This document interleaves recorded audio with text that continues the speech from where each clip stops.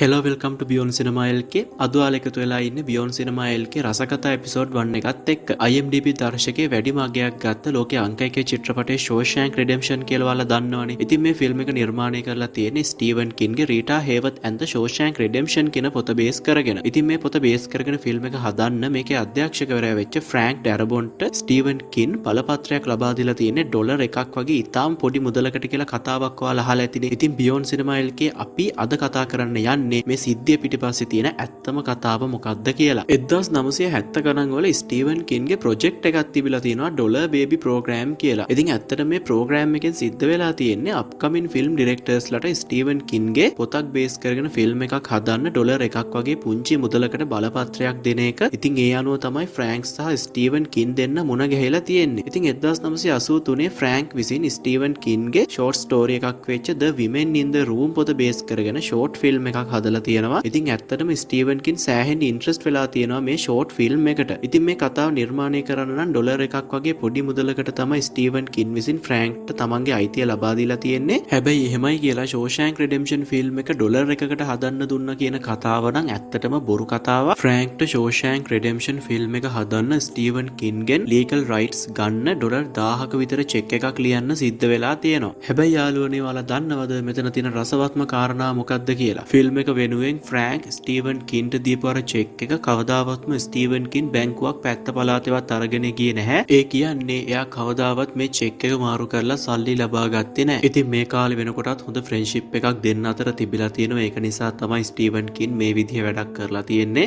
ඉතින් කොහොම හරි ටික කාලයක් ගත වුණාට පස්සේ ෂෝෂැන්ක් රිඩෙම්ප්ෂන් ෆිල්ම් එක හෙන හයිප් එකක් බවට පත් වෙනවා. ඉතින් සන්තෝෂමක් විදිහට ඩොලර් 5000ක මුදලක් ෆ්‍රැන්ක් විසින් ස්ටීවන් කින්ට චෙක් එකක් විදිහට යවනවා. ඉතින් මේ ඩොලර් 5000 චෙක් එක ප්‍රතික්ෂේප කරපු ස්ටීවන් කින් හෙන අමුතු වැඩක් තමා මේ චෙක් එකට කරලා තියෙන්නේ. එයා මේ චෙක් එක රාමු කරලා පොඩි නෝට් එකකුත් එක්ක ආපහු සැරයක් ෆ්‍රැන්ක්ටම රිටර්න් කරලා. ආදරණීය මිත්‍රයා ෆ්‍රැන්ක්, ඔයා වැරද්දක් කරලා කවදා හරි අපදෙන්න සිද්ධ වුණොත් ඔයා මේ ඩොලර් 5000 තියාගන්න කියලා තමයි ස්ටීවන් කින් අර නෝට් එකේ ලියලා තිබිලා තියෙන්නේ.